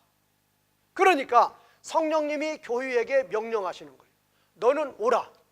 듣는 자는 말하라. 뭐를 말하느냐? 너는 오라라고 말하란 말이에요. 그러면 이 사명을 누가 받아요? 교회가 받는 거죠. 그러면 교회가 이 사명을 성령님께서 교회를 도구로 이 하나님 나라 사역을 하시는데 이게 어디 나왔어요? 이게 계시록 11장 1에서 14절. 여기 교회의 사명이 나오죠. 이게 교회의 사명이에요. 교회의 무슨 사명? 전도의 사명. 교회가 전도의 사명을 받아가지고 나가서 복음을 선포하는 거예요. 예수 그리스도를 믿으라고. 너는 오라. 듣는 자는 말하라. 뭐를 말하냐? 너는 오라. 듣는 자가 누구예요? 하나님의 교회. 이 신부들이란 말이에요. 신부들. 성령님이 신부들을 하나님 나라 사역의 도구로 사용해서 이제 나가서 전해서 하나님의 교회, 하나님 백성들을 모으라는 거예요. 그러면 듣는 자는 말하는데 뭐라고 말하느냐? 너는 오라라고 말하는 말이에요. 그러면 이 성령 하나님께서 너는 오라라고 할 때, 자, 교회가 전도의 사명을 받습니다. 그러면 교회가 나가서 너는 오라라고 선포합니다. 그럼 오라라고 선포할 때 오는 자가 누구냔 말이에요. 이 오는 자가 중요해요. 어디에? 하나님의 어디에? 생명책에. 장세전에 하나님께서 기록한 하나님의 생명책에, 하나님의 생명책에 기록된 자들, 하나님의 생명책에 기록된 자들만이 나와서 예수님의 십자가 부활을 믿는다는 거죠. 이게 또 중요한 거죠. 자, 교회가 성령님으로부터 사명을 받아가지고 이제 나가서 말을 합니다. 듣는 자는 말하라고 그랬잖아요. 그러면 나가서 뭐를 말합니까? 너는 오라라고 말을 해요. 너는 오라라 그 말은 예수님의 십자가 부활을 믿으라 그 말이에요. 이제 하나님 나라로 오라 그 말이에요. 이제 세상 나라를 떠나서 더 이상 사탄의 통치를 받지 말고 때가 찼고 하나님 나라가 가까웠으니 회개하고 복음을 믿어라. 더 이상 사탄의 통치를 받지 말고 하나님 나라로 오라 그 말이야. 하나님 나라로 오라. 그때 예수 그리스도의 십자가 부활을 믿고 하나님 나라로 들어오는 자, 그런 자는 누구인가? 생명책에 기록된 자만이 하나님께 나오는 거지 아무나 나오는 건 아니란 말이야. 그러면 이제 생명책에 기록된 자들이 너는 오라라는 성령님의 음성, 교회의 음성을 듣고 이제 나오는데, 그 나오는 자들을 가르쳐서 뭐라 했어요? 목마른 자다, 원하는 자다 그 말이죠. 그러면 이 목마른 자, 원하는 자는 누구예요? 생명책에 기록된 자예요. 그러면 목마른 자는 오라. 그러면 오면은 뭐를 하냐? 생명의 물을 값없이 주신단 말이에요. 값없이. 생명의 물이 뭐예요? 예수 그리스도를 믿음으로. 예수 그리스도를 믿어요. 예수 그리스도를 믿는 것을 성령님이 뭘로 줘요? 선물로 주죠. 그러니까 값없이 줘. 예수 그리스도를 믿으면 뭐가 돼요? 모든 죄가 사함받죠. 모든 죄가 사함받고 그 다음에는 누구와 함께? 하나님과 함께 하게 돼요. 하나님과 함께. 하나님과 함께 하는 게 무엇입니까? 그게 바로 생명의 물이죠. 자, 요한복음 7장 38절 39절 누구든지 예수 그리스도를 믿는 자는 그 배에서 생수의 강이 넘쳐 흘러요. 생수의 강이. 그 말은 예수 그리스도를 믿으면 모든 죄가 사함받고 완전한 의인이 되어서 담대하게 하나님 앞에 나아간다 그 말이에요. 하나님 앞에 나아가서 영원토록 하나님과 함께하는 거예요. 그것이 바로 무엇입니까? 생명의 물을 받는 거예요. 그러니까 우리가 예수님을 믿는다는 거 얼마나 귀한 복인지 몰라요. 자, 성령님이 교회가 나가서 너는 오라라고 외칠 때에 목마른 자가 되어서 일하는 자가 되어서 와서 생명의 물을 값없이 받는 자가 누구인가? 하나님의 생명책에 기록된 자가 받는 거예요. 아무나 받는 자 아니에요. 아무나 나오는 거 아니에요. 아무리 외쳐대도 생명책에 기록되지 않은 자들은 나오지 않아요. 생명책에 기록된 자만이 나와서 예수님의 십자가 부활을 믿게 되는 거죠. 물론 성령님이 역사해서 그렇게 믿게 되는 거죠. 그런 자들은 생명의 물을 받는다. 생명의 물을 받는다고 뭐예요? 예수님의 십자가 부활을 믿으니까 죄사함 받아서 하나님과 함께하는 거예요. 하나님의 영광 가운데 거하는 거예요. 그것을 생명의 물을 받는다 라고 말하고 있다라는 것입니다. 자, 이제 18절 19절을 보겠습니다. 자, 18절 19절은 이 계시록을 마치면서, 자, 18절 19절 뭐 같은 내용인데, 계시록을 마치면서 하나님께서 엄히 명령을 하십니다. 맹세의 공식으로 엄히 명령을 해요. 그럼 뭐를 엄히 명령을 하시는 것인가? 자, 이제까지 이제 계시록은 뭐예요? 성경 66권의 마지막이에요. 그리고 계시록만 보더라도 이제 22장 21절이 마지막이죠. 그러면 18, 19 끝나면 무엇입니까? 이제 인사죠, 인사. 그러니까 이 18, 19절은 계시록을 마치는, 아니면 성경 66권을 마치는 마지막 문장이에요. 이 마지막 문장에서 하나님은 맹세의 공식으로 말씀을 하시는 거예요. 아주 중요한 거죠. 그러면 18절에서는 뭐를 말씀하시는가? 이제까지 하나님께서 하신 이 66권의 말씀 위에, 또 요한계시록 전체의 말씀 위에 하나님의 말씀을, 이 하나님의 말씀, 이제까지 하나님의 말씀, 성경 66권 또 계시록 전체를 말씀하는데, 이 하나님의 말씀을 더하지 말라. 더하지 말라. 그 다음에 이제 19절도 똑같아요. 이 하나님의 말씀을 감하지 말라. 하나님의 말씀을 더하지도 말고 감하지도 말라. 그러면 하나님께서 이렇게 맹세의 공식으로 더하지도 말고 감하지도 말라라고 명령하시는데, 그러면 이렇게 명령하시는데도 불구하고 이 성경 66권의 말씀을 더하거나 요한계시록의 말씀을 더하거나 이 요한계시록의 말씀을 감하거나 성경 66권의 말씀을 감하는 자들은 구원이 없다고 말이에요. 구원이 없는 거예요. 그러면 구원받은 자가 하나님의 말씀을 더하거나 감해서 그 구원이 취소되는 게 아니고, 하나님의 말씀을 더하거나 감하는 자들은 원래부터 예수 그리스도를 믿지 않는 불신자 가운데 들어있는 자라고 말해요. 그러니까 어떤 사람이 예수님을 믿는다고 하면서 하나님의 말씀을 더하고 다녀요. 성경에 없는 말을 자꾸 하고 다닌단 말이에요. 또 성경에 있는 말을 자꾸 감하고 다닌단 말이에요. 그거 하나님 말씀이 아니라고 빼고 다닌단 말이에요. 그런 사람들은 원래부터 예수님을 믿지 않는 자예요. 그러면 진정, 자, 하나님 말씀을 더하거나 감하는 자는 구원이 없어요. 구원 없다. 결론이 그거예요. 18이나 19절에서 구원 없다 그 말이에요.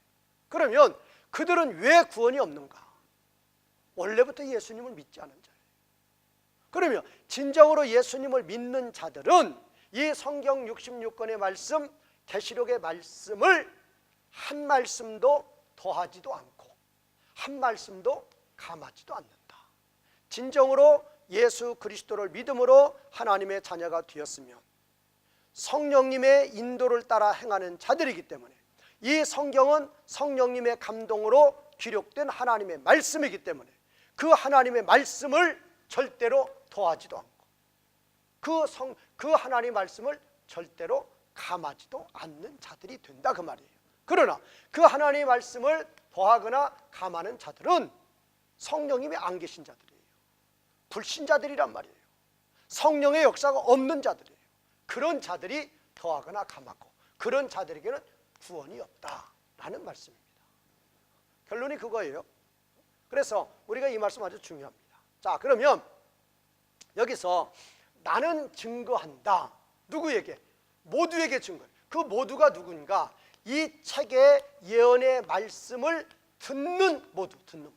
자, 이 책의 예언의 말씀을 듣는 모두에게 증거한다. 그러면 듣는 모두에게 증거하는 게 뭔가? 바로 이거예요. 자, 여기는 하나님의 말씀 18절로서 하나님의 말씀을 더하는 자, 하나님의 말씀을 더하는 자, 하나님의 말씀을 더하지 말라 그 말이에요. 하나님의 말씀을 더하는 자는 하나님이 이렇게 하실 것이다. 하나님의 말씀을 더하는 자. 그 다음에 19절에서는 하나님의 말씀을 감하는 자. 그런데 보세요. 자, 여기서는 그러면 누구든지, 만일 누구든지 이것들은 뭐예요? 이 책의 예언의 말씀들 위에 더하면 이것들 위에, 이 예언의 말씀들 위에 그것 위에 무엇이든지 더하면 이 책에 기록되고 있는 재앙들을 그 사람 위에 하나님이 더할 것이다. 자, 이것들 위에, 이 책의 예언의 말씀들 위에 누구든지 하나님의 말씀을 더하면 하나님은 그 사람에게 더할 것이다. 뭐를 더하느냐? 이 책에 기록되고 있는 재앙들을 더할 것이다. 이 책에 기록되고 있는 재앙들이 뭐예요? 그게 바로 지옥불에 던지는 거죠. 이거나 이제 19절에 나와 있는 거나 똑같은 말이에요. 똑같은 이야기란 말이에요. 자, 그러면 여기에서, 자, 여기를 1번으로 보면 이제 2번에서 여기 나는 증거한다. 나는 자. 지금 원문을 보면 마르티로 에고. 이 마르티로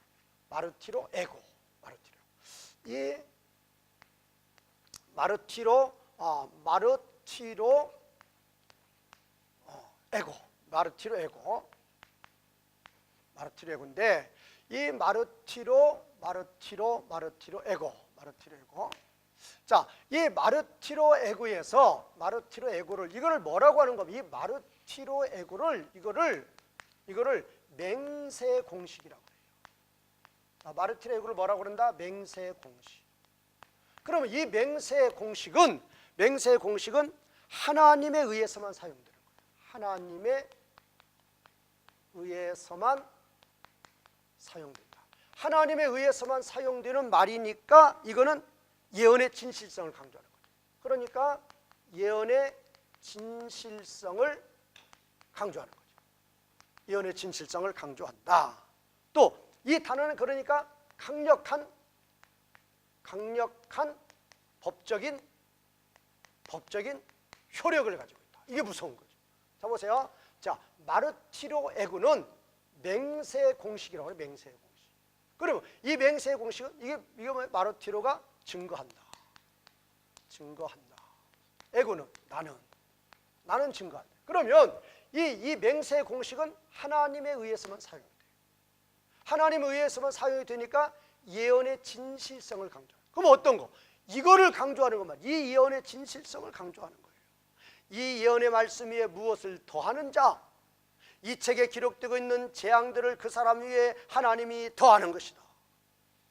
이 예언의 말씀의 진실성을 강조한단 말이에요. 이 예언의 말씀에 강력한 법적인 효력을 가지고 있다. 이거에 대해 강력한 법적인 효력. 그러니까 하나님의 말씀을 더하고 하나님의 말씀을 감하는 자들이 얼마나 하나님 앞에 큰 죄를 범하는 것인가. 그러면 그런 자들, 그렇게 행하는 자들은 하나님의 자녀가 아니에요. 하나님의 자녀로서 성령의 감동을 받는 자들은 그렇게 할 수 없는 거예요. 그러니까 이렇게 하는 자들은 구원이 없다고 그랬어요. 자, 이 책에 기록되고 있는 재앙들을 그 사람 위에 하나님이 더한다고 그랬어요. 그 말은 뭔 말이에요? 구원이 없는 거예요. 그러면 왜 구원이 없느냐? 그들은 원래부터 하나님을 믿지 않는 자예요. 하나님을 믿지 않는 자들이기 때문에 성령님의 감동이 없으니까 그들은 하나님의 말씀을 더하거나 감하는 자들이다. 그러면 이 예언의 말씀에 대해서 하나님께서 뭘로 썼어요? 마르티로 에고를 썼는데 마르티로 에고는 맹세의 공식이에요. 하나님에 의해서만 사용되는 거예요. 예언의 진실성을 강조해요. 강력한 법적인 효력이에요. 그 말은 이 말을 하나님의 말씀을 더하는 자들은 구원이 없다. 이거에 대해서 예언의 진실성을 말하는 것이고 강력한 법적인 효력으로 말씀하시는 것이다 라는 것입니다. 자, 이제 19절을 보겠습니다. 19절. 만일 누구든지 이 예언의 책들의 말씀들로부터 삭제하는 자, 감하는 자, 이 예언의 책들의 말씀들로부터 삭제하는 자, 하나님 말씀을 감하는 거죠. 하나님 말씀을 빼버리는 거란 말이에요. 삭제하는 자는. 그 자들은 하나님께서 친히 하시는데 없애버린다. 뭐를 없애버리는가? 그의 몫을 없애버리는 거예요. 그의 몫을 없애는데 그의 몫이 뭔가? 생명나무로부터의 그의 몫이에요. 또 거룩한 성에서의 그의 몫이에요. 자, 생명나무로부터 제함을 당하고 거룩한 성에서 쫓겨나는 것이니까 이거는 구원이 없는 거죠. 자, 이 책에 기록되어 있는 거룩한 성, 생명나무, 그걸로부터 그의 몫을 하나님 없애버린다. 그러니까 그의 몫이 없어진다. 그 말은 생명나무의 몫이 없는 거예요. 거룩한 성, 이게 예루살렘 성이죠. 예루살렘 성은 뭐예요? 이게 그리스도의 신부들이죠. 그리스도의 신부들이 뭐예요? 그리스도의 신부들이 하나님 백성이죠. 하나님 백성. 자, 생명나무는 뭐예요? 예수 그리스도를 믿는 자죠. 예수 그리스도를 믿는 자는 사망에서 생명으로 간 거죠. 예수를 믿는 자가 생명 가운데 거하는 거예요. 생명 가운데 있습니다. 예수 그리스도 믿는 자가 생명 가운데 있으면, 생명 가운데 있어요. 그러면 생명나무로부터 그의 몫을 제한다는 것이나 거룩한 성에서 그의 몫을 제한다는 것이나 똑같은 거예요. 같은 의미예요. 자, 그러면 생명나무 가운데 그의 생명나무 가운데 있다는 것이 예수님을 믿는 자인데, 생명나무 가운데 있다는 것이. 또 거룩한 성이라 그것이 그리스도의 신부들인데, 하나님 백성인데, 이거로부터 하나님이 없애버린단 말이에요. 그러니까 예수님을 믿는 자가 아니고 그리스도의 신부들이 아니게 하신다 그 말이에요. 그러면 원래 그들이 예수님을 믿어서 하나님의 자녀이었는데 이 예언의 책들의 말씀들로부터 하나님 말씀을 감하는 행위로 말미암아 그들이 이렇게 하나님으로부터 생명나무로부터 없앰을 당했는가? 그건 아니란 말이에요. 원래부터 예수님 안 믿었단 말이에요. 뭐 하나님 믿는다고 자기는 말했을지 몰라도 원래부터 예수님 안 믿는 자예요. 원래부터 예수님 안 믿는 자가, 그런 자가 하나님의 말씀을 더하는 것이고 그런 자가 하나님의 말씀을 감하는 자예요. 반대로 말씀해 보세요. 반대로 생각해 보시면 진정으로 예수 그리스도를 믿음으로 하나님의 자녀가 되어서 성령의 인도함을 받는 자들은 절대로 하나님의 말씀을 더할 수도 없고 하나님의 말씀을 감할 수도 없단 말이에요. 그러면 하나님의 말씀을 더하거나 감하는 자들은 어떤 자들?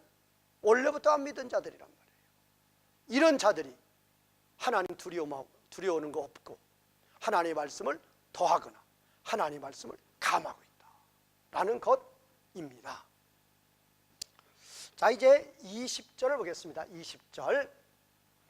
이것들을 증거하는 분이 말씀하신다. 이것들을 증거하시는 분은 누구예요? 예수 그리스도죠. 자, 이것들을 증거하시는 예수 그리스도께서 말씀하시는 거예요. 뭐를 말씀하시는 거냐? 아멘, 아니면 확실히 나는 속히 온다. 속히.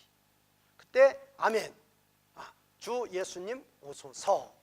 자, 그러면 예수님께서 이것들을 증거하시는 분인 예수님께서 나는 확실히 속히 온다. 확실히 나는 속히 온다. 그렇게 예수님 말씀하실 때에 거기에 대한 응답으로 아멘, 주 예수님 오소서 그러는 거예요. 자 그러면 여기서 이제 이것들을 증거하시는 분은 예수 그리스도인데 이것들을 증거하시는 분은 예수 그리스도예요. 그러면 이것들은 뭐냐? 계시록 전체의 말씀이다. 계시록 전체의 말씀들이다. 그러면 자, 이것들을 증거하시는 예수님께서 뭐라고 말씀하시는가 하면 나는 확실히 속히 온다 그 말이에요. 속히 온다. 자, 이거에 대해서 자, 그러면 먼저 나는 지금 이 말 에르코마이 타쿠. 지금 이 말씀이 지금 이 22장에서만 지금 이제 7절, 그 다음에 12절, 그 다음에 여기 20절. 지금 이 문장이 예수님께서 속히 오신다는 이 문장이 이 22장에서만 3번이나 반복되고 있어요. 그런데 이거는 지금 22장에서만 이렇게 강조해서 말씀드리는 게 아니고 자, 어디가 나오죠? 어디 지금 이제 요한계시록 전체 주제. 요한계시록 전체 주제들이 어디 나오죠? 1장 1절과 22장 6절에 나오죠. 1장 1절은 들어가는 말이고 22장 6절은 나가는 말이죠. 이 들어가는 말에서 뭐라고 했어요? 반드시 속히 될 일이다. 그렇게 나와 있죠. 반드시 속히 될 일. 그러면 그 반드시 속히 될 일이 뭔가? 여기도 예수님께서 속히 오신다. 여기 반드시 속히 될 일 다 같은 의미예요. 그러면 반드시 속히 될 일, 예수님께서 속히 오신다. 이게 어떤 의미인가? 하나님 나라 주권 회복이에요. 하나님 나라 주권 회복. 자, 반드시 속히 될 일, 이것이 어디에 예언이 됐다고 그랬죠? 다니엘 7장 28절에 예언이 되었어요. 그 다니엘 7장 28절의 예언에 대해서 이제 예언 성취가 되는데, 신약에서 예언 성취가 되는데 예언 성취의 시작이고 여기는 예언 성취의 완성이다. 그렇게 보는 거죠. 자, 그러면 하나님 나라 주권 회복은 어떻게 이루어지죠? 예수님의 초림과 재림을 통해서. 초림에서 스타트하고 재림에서 완성, 성취하는 거죠. 그러면 하나님 나라 주권 회복이라는 게 뭐예요? 이 세상에서의 통치권이에요. 통치권을 아담 범죄 이후에 누가 가지고 있는데? 사탄이 가지고 있는데, 이 사탄의 통치를 뭘로 바꾸는 거예요? 하나님의 통치로 바꾸는 거예요. 이걸 뭐라고 그러죠? 세상 나라를 무슨 나라로? 하나님 나라로 바꾸는 거죠. 그게 어디 나와요? 계시록 11장 15절에 이제 예수님 재림하시면 세상 나라가 하나님의 나라가 되는 거예요. 그게 바로 하나님 나라 주권 회복이죠. 하나님 나라 주권 회복을 가장 기다리시는 분은 누구예요? 하나님이죠. 자신의 주권을 회복하는 것이니까. 그러면 내가 속히 확실히 오신다, 그렇게 예수님 말씀하시는 것은 내가 속히 하나님 나라 주권 회복을 예수님의 초림에서 시작을 했고 재림으로서 이제 완성을 하시는데 속히 완성하신다 그 말이에요. 속히 완성하신다. 여기서는 뭐라고 그랬어요? 반드시 속히 완성하신다. 반드시 속히 완성. 그러면 예수님께서 반드시 속히 완성하시면 그 모든 영광을 누가 받으신다? 하나님이 받으시는 거죠. 그러면 하나님이 그 모든 영광을 받으시기 위해서 예수님이 속히 오신다고 말씀하실 때 하나님 나라 주권을 하나님이 회복하셔서 하나님 영광 받아 주시옵소서 라고 하나님 백성들이 외치는 소리가 뭐예요? 바로 이게 그거란 말이에요. 아멘. 주 예수님 오소서. 이거는 예수님 빨리 와서 우리를 구원의 완성을 이루게 해서 우리 좀 편히 좀 살게 해 주시옵소서, 그런 소망보다는, 뭐 그런 소망도 어느 정도 있겠죠. 그러나 그런 소망보다는 어느 쪽에 더 비중이 있어요? 하나님 나라 주권 회복이랍니다. 주권. 하나님 나라 주권 회복. 예수님께서 내가 속히 온다, 그 말은 내가 하나님 나라 주권을 속히 회복한다. 그럴 때 하나님 백성들이 일제히 아멘, 주 예수님 오소서. 뭐를 의미하는 거예요? 예수님 속히 오셔서 우리의 구원을 완성하시고 저 사탄의 무리를 다 지옥에 던져서 하나님 나라 주권을 하루속히 회복하소서. 그래서 하나님 영원히 영광 받아 주소서라고 하나님의 영광을 위해서 외치는 거란 말이에요. 우리가 이런 외침을 할 줄 알아야 돼요. 이런 소망을 가질 줄 알아야 돼요. 우리의 영광이 아니라 하나님 나라 주권 회복을 위한 하나님의 영광. 하나님은 그 주권을 회복하기 위해서 지금도 일하시고, 아버지가 이제까지 일하시니 예수님이 일하신다. 성령님도 일하신다. 거기에 우리도 도구로 쓰임을 받는 그런 성도들이 되어야 한다. 그리고 이렇게 고백하며 외치는 자가 되어야 된다 라는 것입니다. 마지막으로 21절을 보겠습니다. 21절, 주 예수님의 은혜가 모든 자에게. 자, 이제 마지막으로 인사입니다. 자, 주 예수님의 은혜가 모든 자에게. 그러면 이 모든 자가 누구냐 그 말이에요. 이 모든 자. 자, 요한계시록 1장 3절에서도 어떤 자가 복이 있다고 그러니까 이 계시의 말씀을 읽고 듣고 지키는 자예요. 자, 요한계시록의 모든 말씀이 이제까지 선포가 되었는데 이 계시의 말씀을 요한계시록의 계시의 말씀, 요한계시록의 계시의 말씀이 무엇입니까? 하나님 나라 주권 회복이에요. 이 하나님 나라 주권 회복이 언제 시작이 되었고 예수님의 십자가 부활에서 스타트 되었고 이제 예수님의 재림으로 성취가 된다. 완성이 된다. 이 말씀을 믿고 아멘, 주 예수님 어서 오시옵소서 하면서 하나님 나라 주권 회복을 위해서 우리 교회가, 모든 성도가 하나님 나라 주권 회복의 도구로 사도 바울과 같이 쓰임을 받는 자들에게, 그런 자들에게 주 예수님의 은혜가 임하기를 사도 바울이 인사로서, 마지막으로서 하고 있는 것이다 라는 것입니다. 이제까지 요한계시록을 시청하여 주신 시청자 여러분 감사합니다. 자, 1강에서 74강까지 오랫동안 1장에서 22장까지 우리 같이 공부를 하였는데 혹시 이 요한계시록 제가 강의한 내용에 대해서 궁금한 점이 있거나 또 이 구조분석의 이 주석에 대해서 좀 더 알기를 원하시는 분들은 제가 요한계시록 주석을 쓴 책이 있으니까 지금 이제 안내가 나갈 것입니다.